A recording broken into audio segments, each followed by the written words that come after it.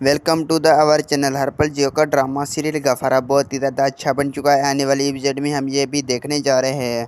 Marine बेगम सारा के पास जाकर कहती है, मुझे तुमसे इस बात की उम्मीद नहीं थी, तुम हमारे पास इस तरह बयान दोगी। ये बात सुनकर सारा कहती है, आप मेरे पास कोई रिश्ता छोड़ा भी नहीं। आपने वादा किया था सालार और साहिबा की शादी होगी, लेकिन अभी तक आपने ऐसा कुछ नहीं किया। सितारा तुम्हारी बहू बन चुकी है, सितारा और सालार दोस्त बन चुके हैं। ये बात सुनकर मेरिन कहती है, मैं अभी तक सितारा को अपनी बहू कबूल नहीं किया।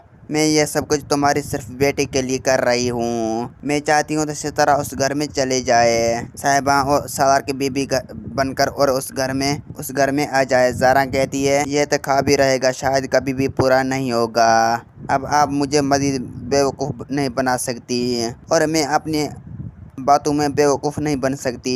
सारा तुम गलत समझ रही हो, तुम ये नहीं चाहती। मैं साहिबा को अपनी बहू बनाना चाहती हूँ। ये बात सुनकर बड़ी गुस्से से सारा कहती है, जो तुम्हारा बेटा कर चुका है, इतना होने के बावजूद साहिबा और सारा को पेट चीक हो जाएगा, तो ऐसा कभी भी नहीं हो सकता।